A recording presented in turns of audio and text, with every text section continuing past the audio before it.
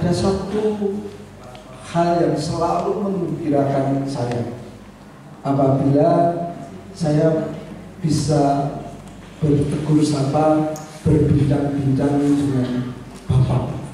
Itu beberapa kali saya sering diminta untuk bincang-bincang di teman-teman sastrawan, teman-teman dosen, tetapi kebahagiaan saya adalah bisa ketemu dengan Bapak Ibu semuanya. Karena apa? Saya merasa selalu senasib.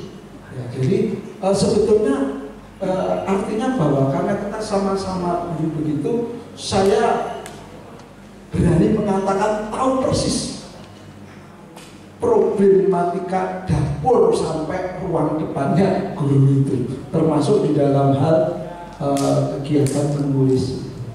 Ya, karena itu kita sampai saja kata Pak Eko itu kalau kita nulis terlalu kenceng itu malah nggak jadi-jadi. Ya Mas Wahyu. Jadi kita santai sekali dan saya tahu persis bahwa sambil berada di tempat yang dingin-dingin sendu ini sekalian sambil refreshing gitu Mas Wahyu. Ya. Kalau teman-teman biasanya saya ajak ke Sarangan karena paling dekat. Kalau di Surabaya berarti di Batu. Oke. Baik Bapak Ibu, kita akan berbincang-bincang bersama menulis jurnal dan publikasi ilmiah. Pada awalnya saya mempersiapkan materi itu menulis artikel populer, tetapi pada perkembangannya Mas Wahyu mengatakan jurnal saja. Oke, kita coba aja. Oke, monggo lanjut. Barangkali perkenalan dulu Mas Wahyu. Ya, kata Pak Wahyu, tak kenal maka tak sayang. Itu Bapak Ibu. Saya lahir, usia saya masih cukup muda, jadi 25 tahun lebih sedikit. Alhamdulillah ya. Saya lahir 18 April 1959. Sama saya seangkatan dengan Mas Wahyu. Ya. Oh iya. Oh, berarti Pak Eko kita perlu dia bersama ini ya.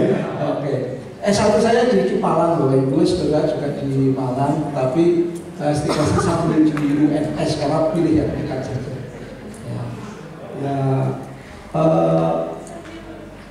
Tidak ada yang ini hanya sekedar ini saja. Kebetulan karena memang sejak awal saya suka menulis sastra, maka konsen saya pada sastra.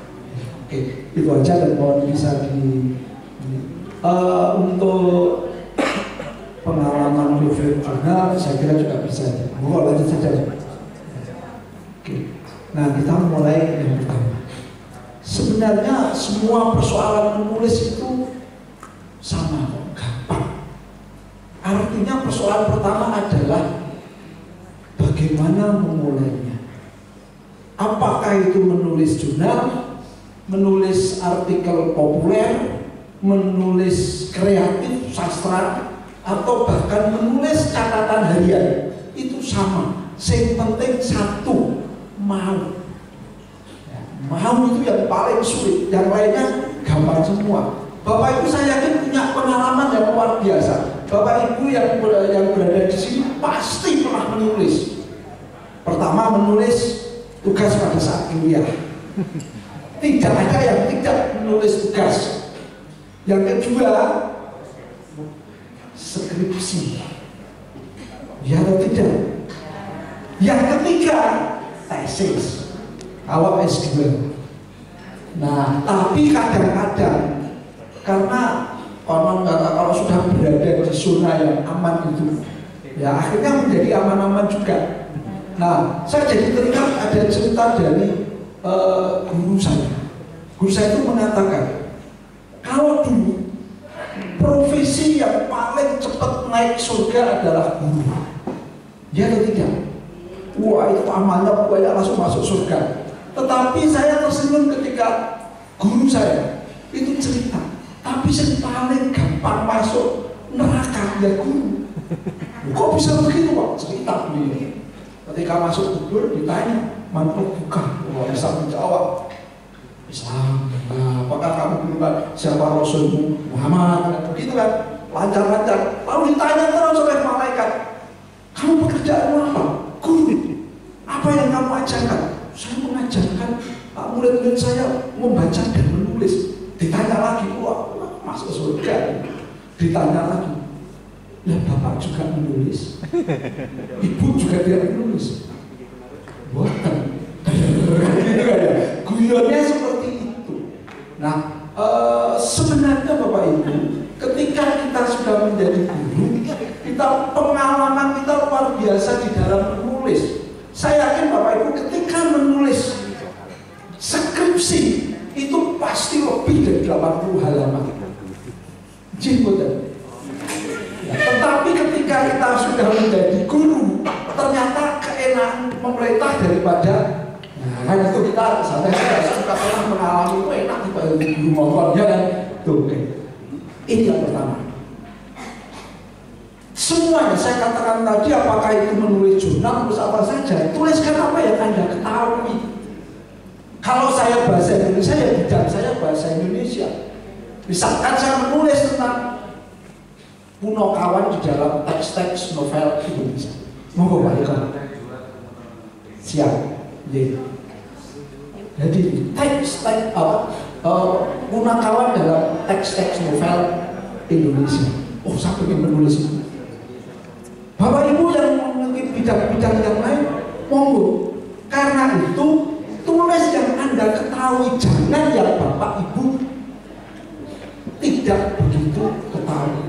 Kalau saya menulis agama, mungkin bisa, tetapi repot sekali. Apalagi kalau nanti di dalam jurnal. Yang kedua, tuliskan yang Anda pahami. Tiga, karena kita sedang bicara tentang jurnal, maka harus ada teori. Nah ini yang agak berat. Jurnal, saya paling sedih kalau harus mengisi jurnal, Pak. Karena semedeni. Misalnya saya bahasa Indonesia, apa yang saya teori yang saya gunakan untuk ini?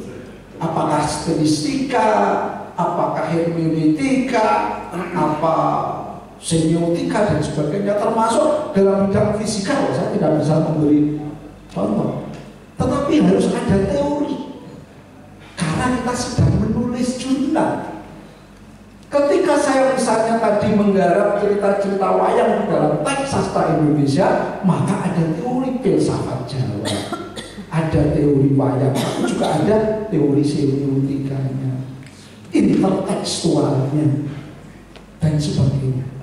Nah, karena itu Bapak Ibu perlu membuka-buka kembali pada saat ketika membaca jurnal teori-teori. Kecuali kalau Bapak Ibu hanya menulis tentang artikel populer, tidak perlu. Opini tidak perlu. Oke.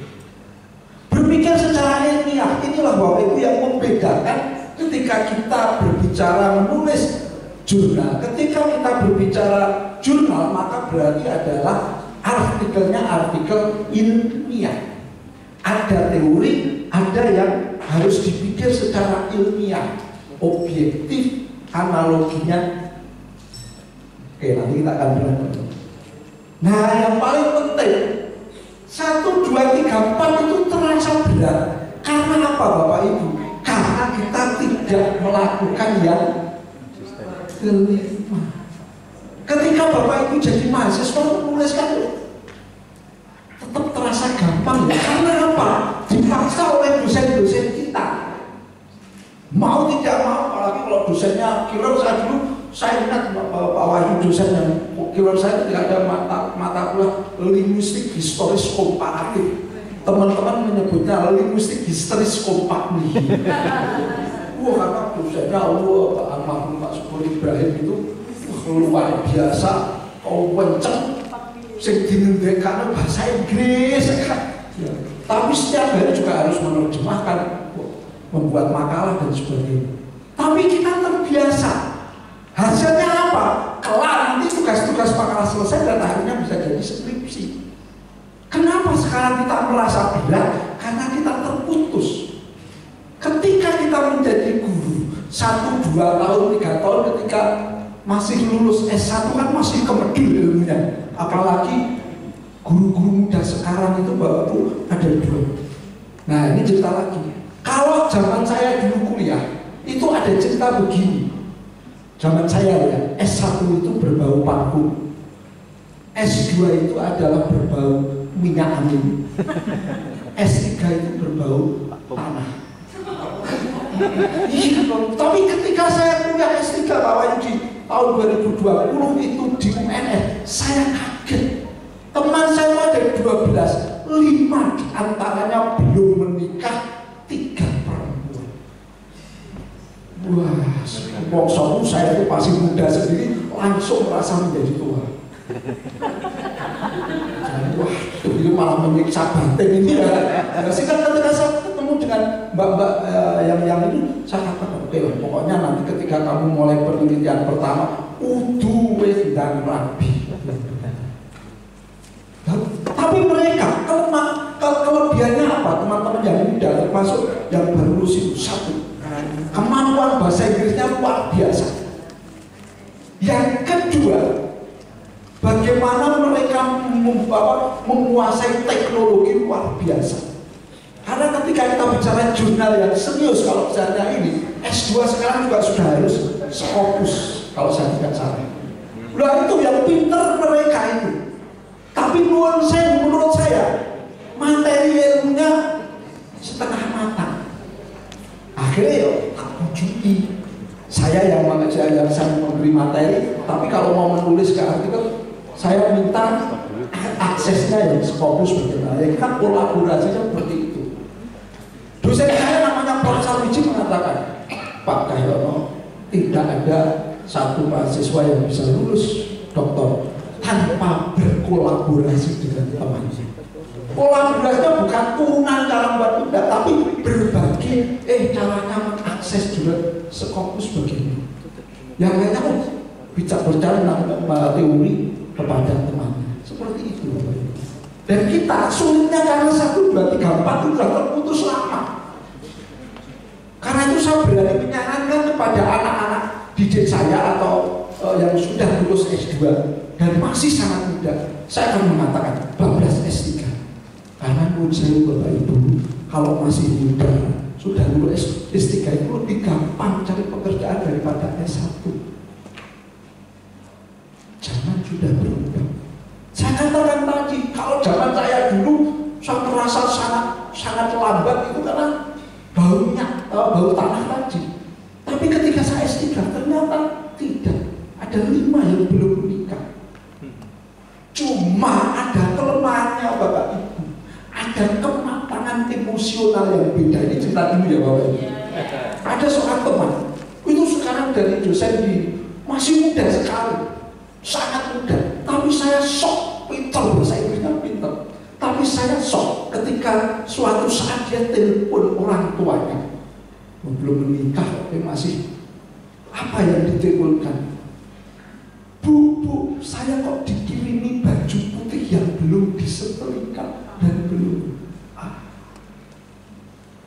Kematangan emosionalnya itu yang beda dengan generasi. Maka kalau Bapak Ibu sekarang bisa menulis jurnal dengan bagus, maka komplit. Mereka pintar, ilmunya luar biasa, tetapi kematangan emosionalnya yang. Nah kita, marilah kita kejar ya 5 itu.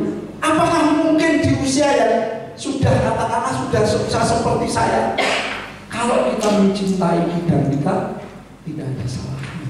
Kecuali saya juga tidak itu Bapak Ibu, kalau sudah tinggal 1 tahun purna ya saya tidak bisa ya, karena orang itu kan memang ada batasnya. Jadi monggo lanjut. Nah, menulis itu seperti naik sepeda. Mari Bapak Ibu kita ingatkan, kita belajar naik sepeda. Apakah ketika Bapak Ibu naik sepeda diajari oleh Bapak Ibu kita, ayo pegang stang, pantatnya ditaruh di sadel, genjot kan itu? Ya atau tidak? Tidak. Tidak. Wes gambarnya lo dicopok kali, kadang-kadang malah dicolek, tidak bergundung gitu. Karena justru kalau kita nanti pakai urutan seperti itu, itu naik sepeda, tapi tahu cara naik sepeda. Nah, kita bawa Norwegian sepeda, rupiah, jualan lagi rupiah.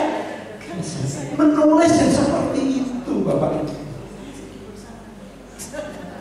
Ya, nah kita lupa.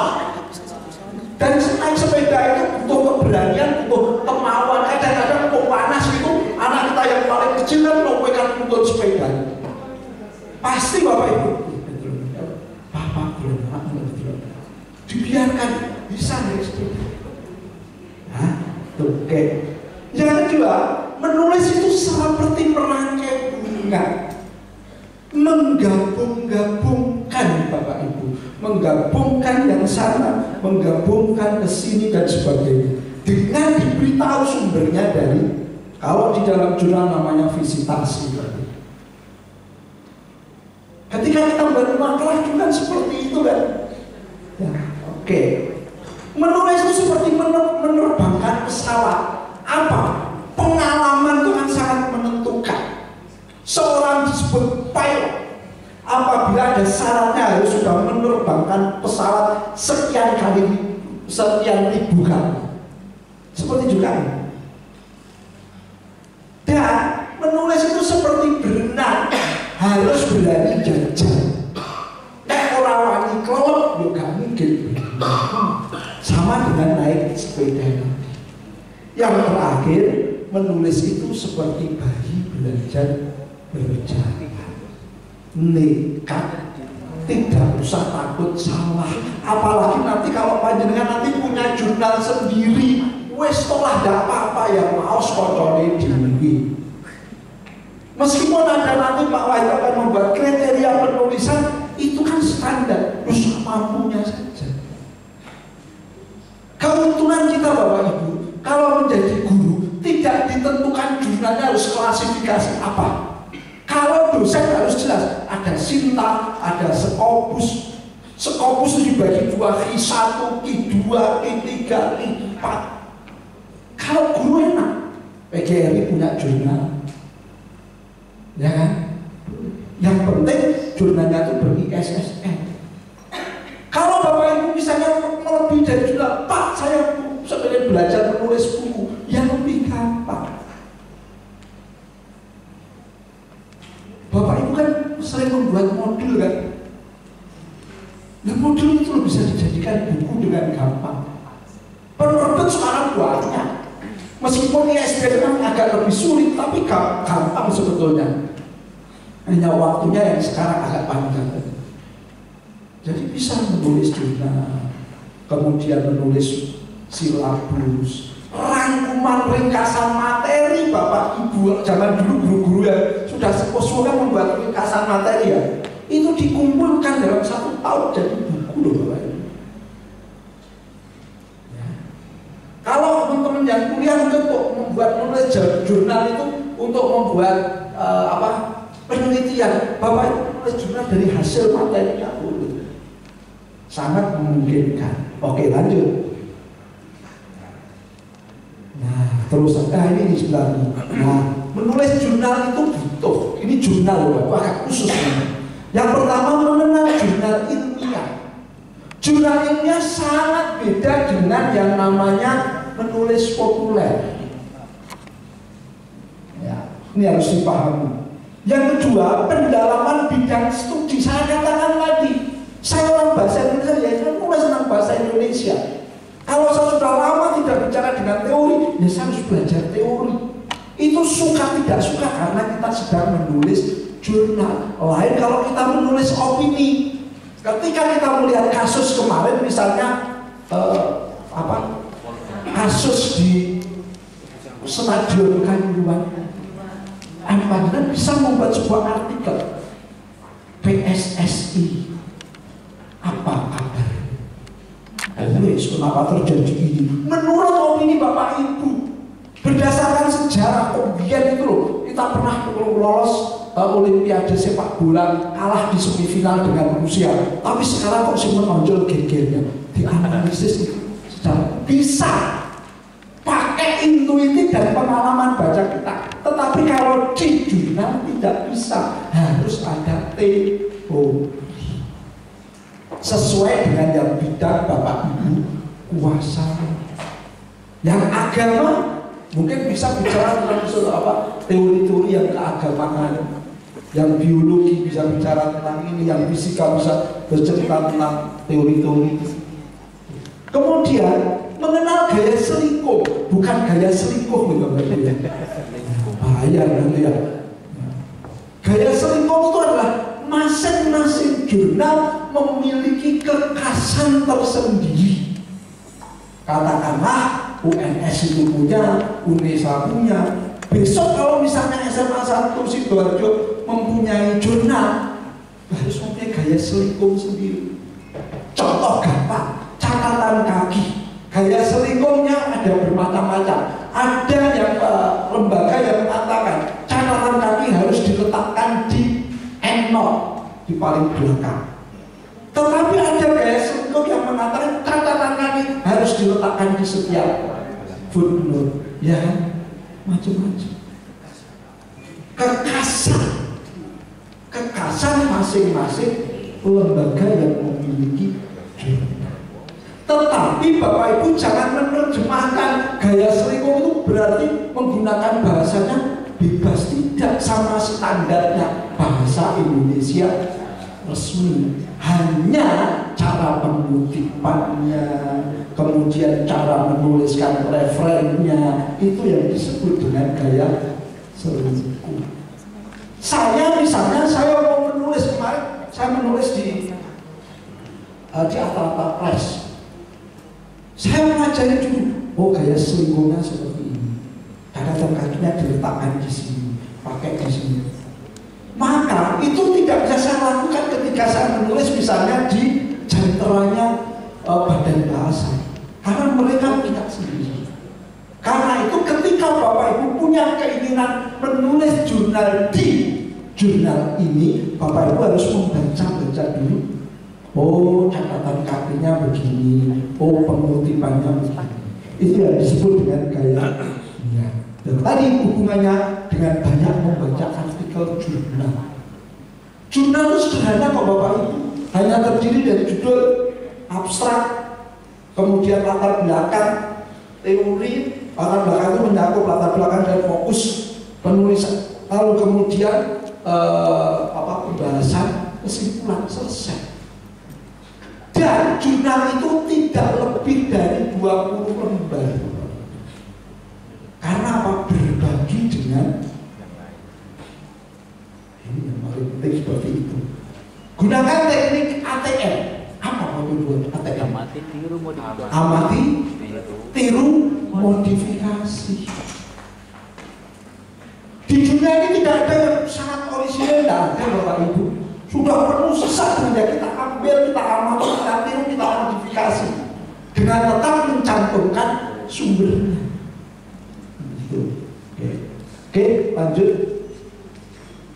Nah, ini metafora menulis itu. Seorang yang disebut pilot sangat mahir itu bila 10.000 jam terbangnya. Bapak Ibu akan sangat terlatih menulis kalau sering terbiasa menulis. Bapak Ibu, saya punya kenalan, namanya Mbak Ratna Indraswari almarhumah. Dia adalah penulis wanita yang nuwun sewu Bapak Ibu. Nuwun sewu ya, kaki dan tangannya itu cacat. Jadi sejak kecil dia kalau itu dia dikotor, dimandikan. Kalau dia mengetik Bapak Ibu, rumahnya di Jalan Patimura Malang. Dia mengetik pertama, dia akan ngomong sambil nuntui. Saya tidak mengatakan mukul-mukul ketik. Waktu itu sudah ada komputer, tapi belum menggunakan mesin ketik listrik. Kami cerita. Kemudian diedit oleh pembantunya, baru kemudian diedit lagi oleh beliau sambil membaca. Bayangkan perjuangan. Tetapi beliau punya prinsip, saya setiap hari harus menulis satu hari. Suatu saat beliau mendapat undangan jalan-jalan di Australia dan di Cina. Pada sekitar jam 9, saya masih mengajar di SMA di Malang. Saya masih muda waktu itu, masih cukup tampan dan masih cukup gagah kan begitu. Timbul, dia kan menyapa dengan nama saya. Dia cerita kalau di Australia itu setiap anak diwajibkan setiap tugas itu menulis 8 lembar folio. Matematika itu menulis bebas wasiat. Nah, ini yang luar biasa. Nah, kita karena berkemahiran bukan berarti si anak tadi besok harus menjadi penulis, tidak. Tetapi anak tersebut nanti akan terbiasa untuk menjadi profesional sekaligus bisa menyampaikan gagasannya di dalam tulisan aksara. Karena Bapak Ibu, di tengah yang namanya peradaban itu ukurannya adalah aksara. Kita lihat pusat kebudayaan itu pertama adalah di India. Mana penandanya? Ramayana, Mahabharata. Yang kedua, Arab, Timur Tengah. Kita mengenal karya-karya Al-Ghazali. Iya kan? Wah, cepat mau Ibnu Sina yang kita Surabaya menyebutnya Avicenna, terekam semuanya. Yang ketiga Yunani, Eropa, Yunani. Kita mengenal yang namanya mitologi Yunani yang ditulis dengan luar biasa. Lalu yang terakhir adalah Cina, Bapak Ibu. Dan saya akan cerita pengalaman saya ketika pengalaman bertemu dengan kawan-kawan yang di sana. Oke, lanjut. Nah ini berpikir ilmiah. Apa itu berpikir ilmiah, Bapak Ibu? Pertama logis, masuk akal, Bapak Ibu sudah tahu semua. Yang kedua empirik. Empirik itu mengamati. Mengamatinya Bapak Ibu bisa mengamati secara referensial maupun secara kontekstual. Referensial apa? Membaca buku itu juga mengamati. Bapak setiap hari Bapak Ibu mau membuat jurnal tentang misalkan tentang studi kasus tentang anak-anak yang Bapak Ibu ajarkan, maka Bapak Ibu harus melakukan empirik. Empirik itu tidak usah ya, saya empirik tidak usah. Bapak Ibu setiap hari mengajar itu sudah empirik, betul betul. Iya. Lalu kemudian analitik dari apa yang kita amati tadi. Satu yang disebut berpikir ilmiah, dianalisis. Kenapa sih anak-anak kok cenderung seperti ini? Kenapa sih kok anak-anak yang cenderung mempunyai roadmap itu lebih gampang berhasil ketimbang anak-anak yang lainnya? Itu jadi sebuah, kalau Bapak Ibu di guru BK itu bisa menjadi sebuah tulisan jurnal. Oke. Terus kemudian yang nomor ini adalah argumentatif. Harus meyakinkan secara ilmiah. Lalu kemudian sistematik itu menulisnya. Aturannya jelas, ada judul. Kemudian ada kata kunci, ada abstrak. Abstraknya harus satu tanpa spasi. Hanya satu halaman atau satu lebih sedikit. Lalu kemudian ada latar belakang, ada teori, ada fokus penulisan, ada pembahasan, ada simpulan. Harus sistem yang terakhir ada visitasinya atau referensinya. Itu sistematik. Rata-rata meskipun selingkuhnya berbeda, tetapi secara umum sama urutan-urutannya. Oke, lanjut. Nah, ini tahap menulis jurnal ilmiah. Yang pertama adalah ide yang realistis, Bapak Ibu. Realistis artinya apa? Yang kira-kira Bapak Ibu bisa selesaikan. Karena jurnal yang paling baik adalah, tulisan jurnal yang paling baik adalah apa? Selesai. Nggak selesai. Maka harus realistik. Artinya kita nggak bisa menulis menganggap bahwa sempurna betul, nggak bisa. Yang realistik, yang gampang-gampang saja, yang artinya yang dekat dengan pengalaman kita. Misalnya ya tadi, yang BK bisa mengamati siswanya, yang bahasa Indonesia misalnya kemampuan mengarang anak-anaknya, yang biologi, bagaimana anak-anak dengan menggunakan metode misalnya sains untuk pengamatan, untuk menerjemahkan pelajaran tertentu, bisa jadi seperti itu. Oke. Terus yang kedua adalah pengosongan Bapak Ibu, dikosongkan dulu. Artinya bahwa ketika kita menulis, kita jangan berpikir kesimpulannya dulu. Sudah idenya sudah ini langsung, oh kesimpulannya bocah-bocah ini seperti tidak bisa. Kalau kita sudah tanpa kita kosongkan, kita sudah berpikir seperti itu, berarti kita nanti tidak akan ilmiah, tidak akan objektif. Kosongkan dulu. Data apa adanya kita olah berdasarkan teori yang kita dapatkan. Internalisasi digabung antara ide yang baik dengan proses pengamatan kita, dengan pengolahan kita gabung, lalu kemudian kita ekspresikan. Maksudnya apa? Dituliskan. Kalau belum dituliskan, hanya sampai di gagasan. Mimpi namanya. Saya mau nulis apa? Tentang ini sudah ditulis belum? Masih di gagasan. Besok ketemu lagi sudah nulis, sudah hampir ini, sudah mulai belum di gagasan. Ya, belum menulis. Ya, karena itu harus ekspresi. Kalau sudah ekspresi, sudah jadi, bagaimana? Cukup kita simpan di laci. Bahasanya ada yang atau di hati, atau hanya bapaknya yang baca saja di rumah, papasan sudah lupain. Nah, diberikan pada siapa? Ya apa? Tidak kepada semua malu. Nah, itu guru saya, Pak almarhum Pak Dr. Hasyim Amir, dokter drama pertama di UM, itu mengatakan, nek nulis tidak dikirim atau dipublikasikan, itu bahasanya akan ngapal. Apa Dr. Hasyim Amir? Namanya onani.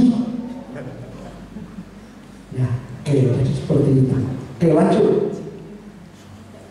Nah, tapi itu kan banyak sekali kalau Pak Tayo ngomong kayak ini, nah, tapi kita punya masalah. Masalahnya kira-kira apa? Pertama, nggak punya ide. Kalau bahasa sastranya itu nggak ada ilham. Kalau wangsit Cari ilham. Kok kamu sudah punya ide? Bapak Ibu, ide itu tidak ditunggu tapi dicari. Caranya bagaimana? Bapak Ibu harus gelisah selalu. Ide itu ada di mana saja Bapak Ibu. Contoh, Bapak Ibu mengajar matematika. Ketika menerangkan sebuah materi itu, kenapa sih anak-anak sulit di materi itu? Itu kan setiap hari itu bisa menjadi. Kalau di dalam bahasa saya, kenapa sih anak-anak kok tidak bisa menulis puisi dengan baik, misalnya seperti itu? Oh, apa itu? Oh, berarti saya harus berkaitan dengan teori ini, teori ini. Ide itu harus dicari Bapak Ibu, tidak bisa ditunggu. Kalau menunggu ilham nggak pulang-pulang, harus dicari. Karena menulis itu bukan mencari jodoh. Kalau mencari jodoh, orang boleh iso ketemu. Tapi kalau ide nggak bisa. Oke, kurang bahan, logis itu. Sekarang Bapak Ibu, bahannya itu sudah gampang sekali. Kalau zaman kita kuliah, kita bisa mengatakan kurang bahan. Tetapi Bapak Ibu, sekarang kita punya ini. Bapak Ibu, dunia sekolah kita sudah berbeda dengan 20 tahun yang lalu. Sekarang kita hanya perlu kotak yang namanya handphone ini untuk mencari bahan. Bapak Ibu pernahkah berpikir, jangan-jangan 20 tahun lagi profesi guru itu tidak ada karena digantikan oleh. Tapi yang guru BK aman. Guru BK belum aman karena kalau kan hanya pengetahuan. Tapi yang namanya Mbak Google itu tidak bisa memberi motivasi. Saking jujurnya Mbak Google itu, pokoknya ya sing ditombol kita simbolisme mutualisme tuh, teori hermeneutika tuh, metafora tuh, gambar kudu tuh. Gak percaya saya bukakan. Sudah pintar ya. Tetapi Mbak Google tidak punya yang namanya kemampuan memotivasi. Itulah yang membuat guru-guru tidak bisa digeser yang namanya. Nah, karena itu di dalam kurang bahan tadi tak mungkin karena diatasi dengan, apalagi kalau Bapak Ibu menguasai bahasa asing, gampang sekali.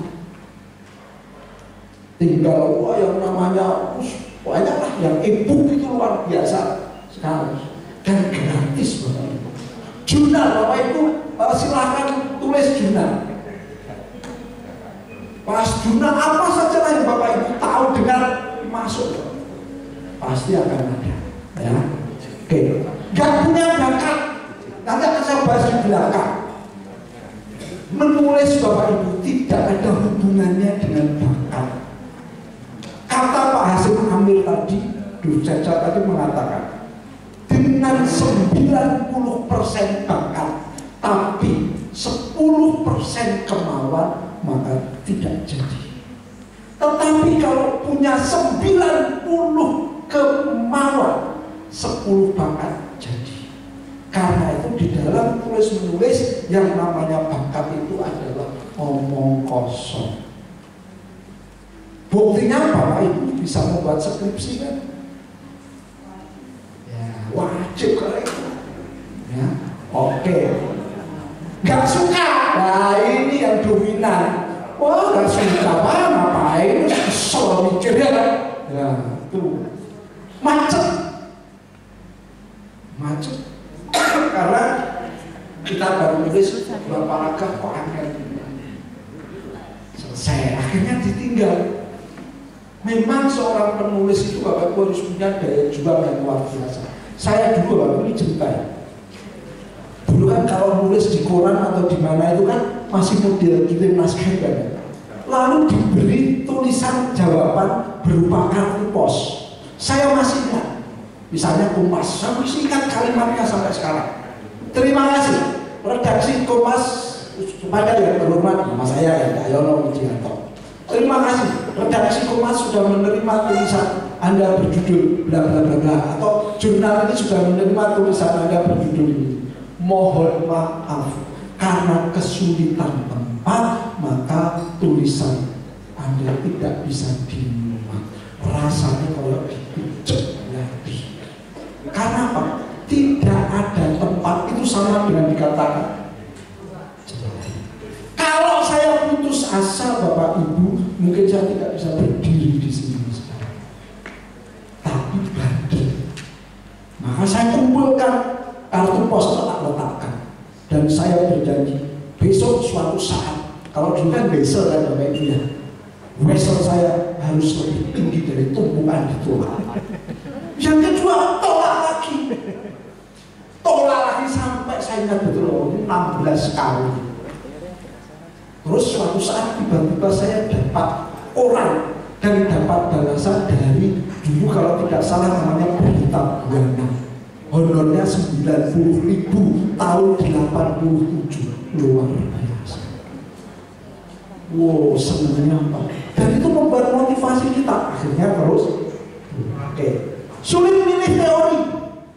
Karena teori saking banyaknya. Semua teori itu baik Bapak Ibu, tapi Bapak Ibu harus menyelesaikan jurnalnya. Maka satu pilih teori apa?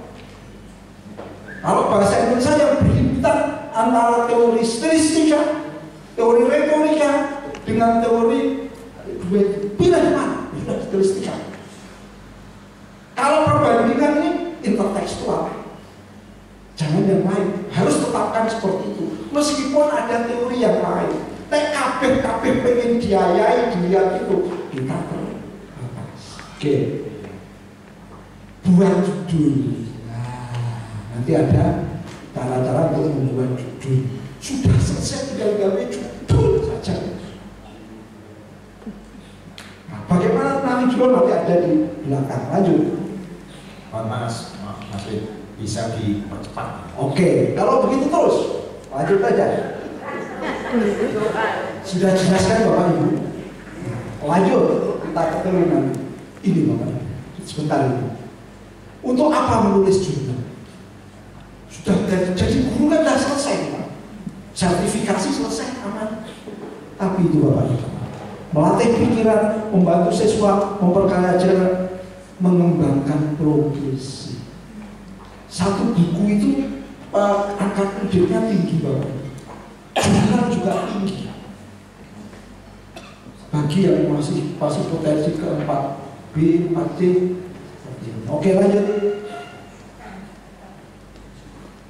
Nah, ini Bapak. Bapak itu kan pernah menulis skripsi kan? Dibuka kembali skripsinya. Skripsi yang 60 halaman itu dimodifikasi menjadi jurnal yang hanya 10 lembar. Bisa. Gak percaya, nanti dilihat skripsinya. Sudah selesai. Dari tesis yang pernah ditulis, dari disertasi yang pernah ditulis, dari penelitian yang ditulis, makalah gagasan kritis. Beruntunglah Bapak Ibu sekarang yang masih menyimpan makalah-makalah pada zaman kuliah. Itu luar biasa ini. Sekarang sudah hilang, gimana hilang? Ya, oke, ya. Oke, skripsinya masih ada kan Bu? Nah, nggak tahu, aduh ya, lagi. Ya oke, lanjut. Oke, resep awal, ya terus sudah tadi, oke. Nah, lanjut. Nah ini motivasi aja. Oke. Nah, ini lagi kendala menulis biasanya. Ini Bapak Ibu. Pertama adalah kurang menguasai pengetahuan sendiri. Karena apa? Kita sudah terlalu lama meninggalkan dunia Bapak Ibu. Ya atau tidak? Kita hanya selalu memberi kepada anak-anak, tapi tidak pernah mengisi kembali. Ya atau tidak? Padahal sekarang kan namanya guru adalah pembelajaran yang belajar yang terus menerus. Sekarang yang Bapak Ibu yang jurusan fisika, pernahkah sekarang mendalami teorinya Hawking, black hole? Apa Pak Stephen Hawking di Malaysia sudah menjadi pedomannya anak-anak kelas 2 SMA. Oke, tidak tahu dan sebagainya. Kendala ekonomi. Tidak ada tantangan dari faktor income. Pak, saya tidak menulis saja sudah sertifikasi, sudah aman. Ya kan? Tidak menulis juga aman saja. Bisnis saya sudah. Yang kedua, tidak memahami pentingnya berekspresi lewat karya tulis. Bapak Ibu kita semua besok akan meninggalkan ya. Siapa yang bercita-cita tidak akan meninggal? Uang terus kita GWA bingung. Tapi Bapak Ibu, kalau saya menulis suatu saat saya sudah tidak ada di dunia ini. Ada satu buku saya tertinggal di rumah. Di situ ada foto saya dan judulnya, maka anak cucu saya akan cerita. Berarti saya sedikit lebih abadi daripada yang tidak punya. Kalau punya tinggalan rumah, semua orang punya rumah. Foto akan dilakukan kalau buku akan dibaca orang suatu saat ketemu. Loh, kamu putranya lu, saya belum pernah baca. Dan Bapak Ibu ingat, satu paragraf yang Bapak Ibu tulis dan itu diingat-ingat oleh murid dan menjadi motivasi, maka itu akan menjadi amal jariah.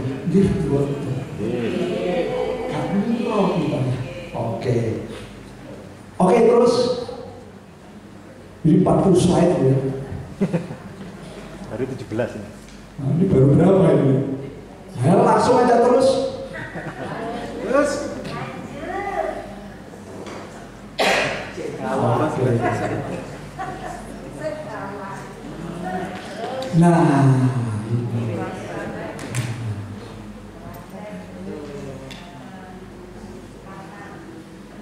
Nah, intinya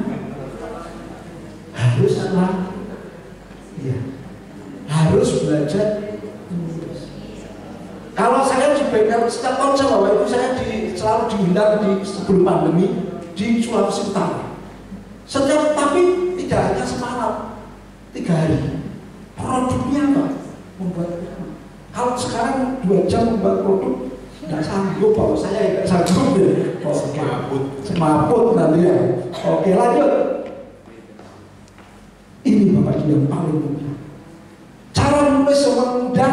Kalau Bapak Ibu bahasa Indonesia itu membuat namanya kerangka karangan. Tetapi kalau dalam jurnal disebut dengan outline. Garis-garis besarnya ditulis terlebih dahulu. Dan itu menjadi patokan kita untuk ini. Lanjut. Nah, garis besar pakai sekarang. Outline berisi kerangka topik dan subtopik yang akan dikembangkan. Outline harus sudah memberikan gambaran jelas tentang masalah yang diuraikan dalam karangan. Kemudian semua subjudul harus mendukung subjudul. Nanti Bapak Ibu setelah ini ketika akan saya kirimkan melalui Pak Wahyu contoh-contoh jurnal-jurnal gratis untuk Bapak Ibu. Terima kasih. Karena saya yakin ilmu itu kalau diberikan orang lain tidak akan hilang tapi akan tambah. Saya yakin seperti itu. Lanjut. Nah, ini Bapak Ibu. Benar nggak yang poin pertama? Penyakit yang menghantui penulis pemula adalah memulai sebuah tulisan. Nggih mboten. Karena itu kudune dikarantina Bapak Ibu. Apa ya? Oke. Kebingungan apa yang harus pertama dituliskan? Ya kan? Yang ketiga adalah kakean gagasan. Ini yang bingungnya sangat kakean, itu nggak ada yang ditulis. Oke. Kebingungan kedua penyakit aspek bahasa. Iya, kan gitu kan ya? Nah. Dan itu bagi mahasiswa yang belajar itu unsur bahasa dan sebagainya. Nah, oke. Lanjut lagi.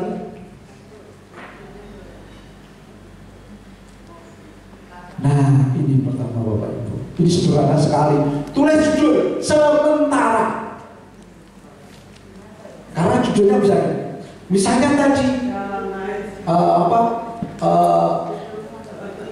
transformasi wayang dalam novel-novel Indonesia. Yang bahasa Indonesia, bahasa fisika kan contoh keliru ya. Oke. Tuliskan semua topik subtopik apa? Tuliskan. Kemudian biarkan semua itu bermunculan. Setelah semua topik dituangkan, cermati satu persatu. Baru nanti diurut-urut. Gampang Bapak Ibu. Gampang. Nanti pada saat membuat seperti ini Bapak Ibu, skripsi Bapak Ibu letakkan di depan untuk dibuatkan lagi kerangkanya. Bapak Ibu tidak akan mencuri orang lain karena yang dicuri adalah karangannya sendiri kan ya. Oke, coba. Oke, bagi yang masih ada skripsinya, kalau tidak ada dicari-cari pasti ada. Ya. Oke, lanjut. Iya, saat ini lanjut saja. Oke, terus. Nah, ini juga ini bahasanya. Kalau Bapak Ibu kita punya teman kan ya. Kalau jurnal Bapak Ibu kebetulan mata kuliahnya, mata pelajarannya biologi. Ketika jurnal itu selesai, Bapak Ibu takut. Ini jurnal tulisannya sudah benar atau tidak? Berikan pada Pak Wahyu. Atau pada guru bahasa Indonesia yang lain. Itu yang namanya kolaborasi. Pak Eko nggak apa? Pak Eko, musik Pak Eko perusahaannya banyak nanti. Oke, lanjut. Oke. Ini Bapak Ibu. Nah, penyakit yang biasanya sering kita buat adalah nomor 2. Ben kita referensinya oke ditulis, tapi gak diwocok. Itu nanti di dalam jurnal ilmiah referensi itu kalah dengan yang namanya sinitasi ya atau apalah nanti ada itu. Oke, cara merujuk tanyakan kepada Pak Wahyu. Lanjut. Penulisan daftar pustaka tanyakan pada beliau. Oke, lanjut. Ejaan tanyakan pada beliau. Nah, Bapak Ibu, gaya selingkuh itu ada di nomor 2 MD. Ya kan? Berbeda antara satu perguruan tinggi atau satu jurnal dengan jurnal yang, karena itu sebelum memilih mengirimkan ke jurnal Bestari misalnya, maka dibaca dulu wawancaranya. Seperti yang saya katakan tadi. Lanjut. Catatan penutup belum selesai ya Bapak Ibu, 40%. 15. Nah, Bapak Ibu, cobi diprisani yang warna merah itu Bapak Ibu. Banyak guru dan dosen karena terkendala tidak mempunyai karya tulis. Kalau sekarang kalau dosen harus jurnal. Ayo Bapak Ibu gampang. Sebetulnya di opini pun boleh. Kan iman-iman. Ya. Oke, lanjut. Nah, ini yang mulai agak serius Bapak Ibu. Jurnal internasional itu ada 2 Bapak Ibu. Jurnal internasional berreputasi yang disebut dengan Scopus. Ini sekedar diketahui aja Bapak Ibu. Kalau Bapak Ibu menulis di sini malah nggak jadi. Ya. Oke, lanjut. Bapak Ibu sekarang ada perangkat yang namanya ini Mendeley Publish Oppress Grammar.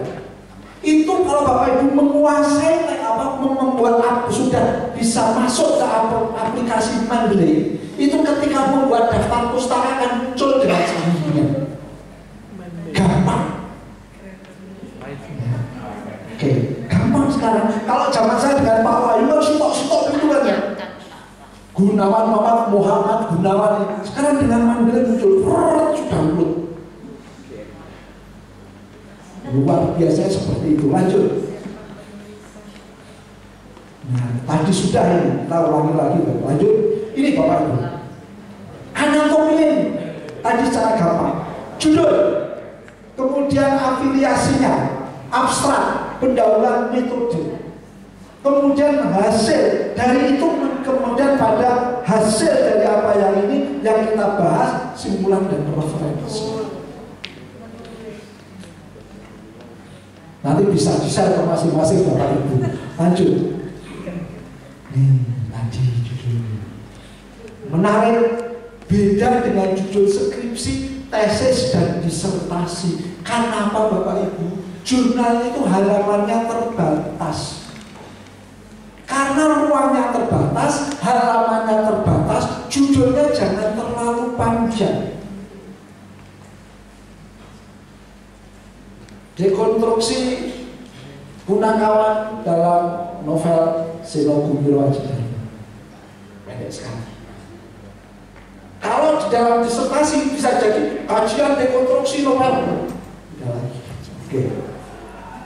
Panjang maksimal biasanya Bapak Ibu 15 kata. Beda kalau disertasi atau tesis bisa panjang. Nah, menggairahkan ini jelaskan. Semua bergairah ya. Oke. Lanjut. Kesalahan yang sering terjadi Bapak. Saya pernah mendapat tugas untuk mereview jurnal, namanya preview. Ini Pak. Judulnya terlalu panjang. Sama jenisnya dengan judul penelitian skripsi, tesis dan disertasi. Kurang menarik dan terdapat singkatan. Singkatan itu adalah haram Bapak Ibu di dalam tulisan ini. Oke, lanjut. Ini abstrak Bapak Ibu. Abstrak itu ditulis belakangan atau paling awal? Belakang Bapak Ibu. Iya kan? Kalau di sini boleh, tapi jadinya fix.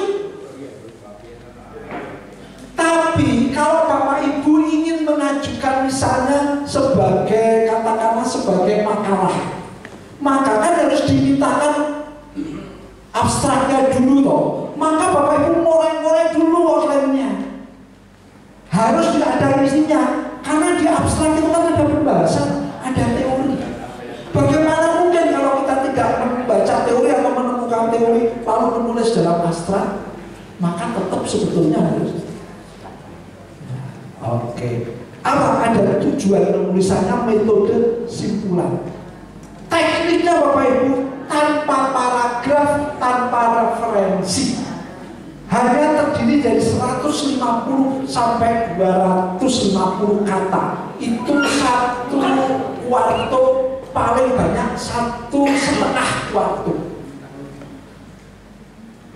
Itu. Kalau Bapak Ibu menulis tahu-tahu abstraknya 2 kuarto penuh, pasti akan langsung dicoret oleh visitasi. Ya, coret oleh previewnya, dicoret.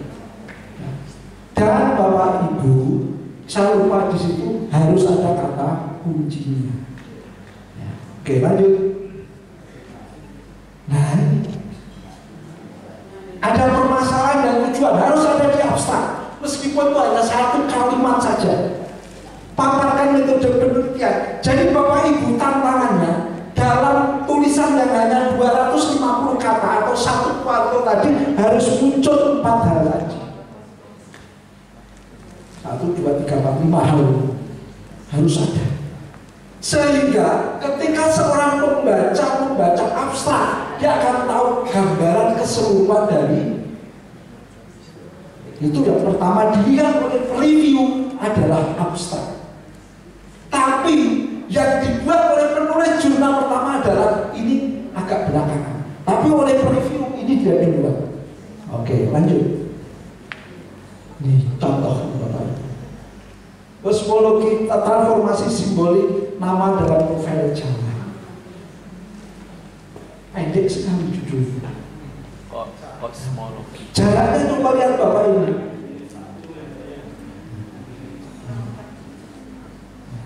Kata kuncinya ada oromantik teori ya Bapak Ibu ya. Kosmologi Jawa. Kata kunci itu apa? Kata-kata yang membutuhkan pengertian awal. Oke, lanjut. Pendahuluan. Banyak sekali masih ada permasalahan dan sebagainya. Oke, nanti bisa jadi lanjut. Ya ini Bapak Ibu. Saya katakan tadi ada fokus penelitian. Mulai dari awal sampai akhir hasilnya harus sesuai dengan fokus yang sejak awal disampaikan. Fokusnya adalah membahas transformasi wayang di dalam novel. Maka nanti harus konsisten bicara tentang wayang di dalam teks sastra Indonesia.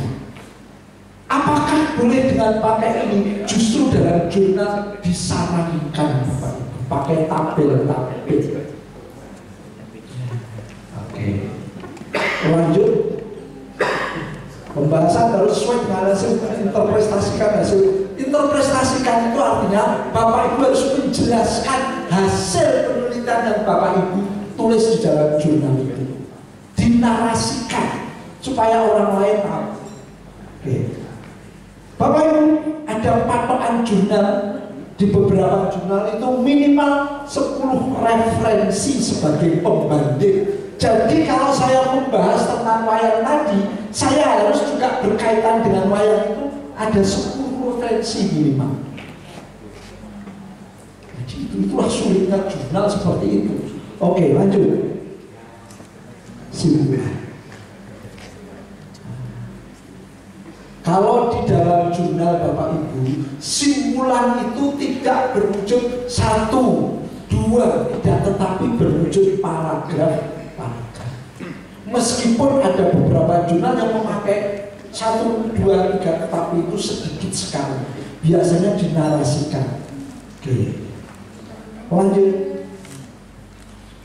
Ini Bapak Ibu. Sudah ada apa IEE dan sebagainya. Ada aplikasi reference manager Mendeley tadi. Sekarang gampang Bapak Ibu. Apalagi yang mudah-mudah. Kalau saya yang paling sulit malah cari aplikasinya ini. Oke, lanjut. Oh ini gampang ini. Nah Bapak Ibu untuk yang poin terakhir itu ada namanya aplikasi untuk mengecek plagiasi. Untuk jurnal itu boleh ada toleransi plagiat itu 10% plagiasi. Plagiasi itu ada kata yang sama, hal sebagainya. Biasanya seperti itu. Oke, lanjut. Ada sistem yang terakhir Bapak Ibu. Ciri artikel jurnal yang baik adalah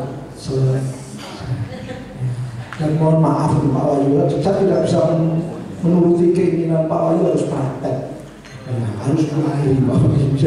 Oke, itu Bapak Ibu barangkali ini hanya sebagai pemantik saja. Saya yakin Bapak Ibu sudah memiliki satu sebetulnya membangkitkan kembali api dalam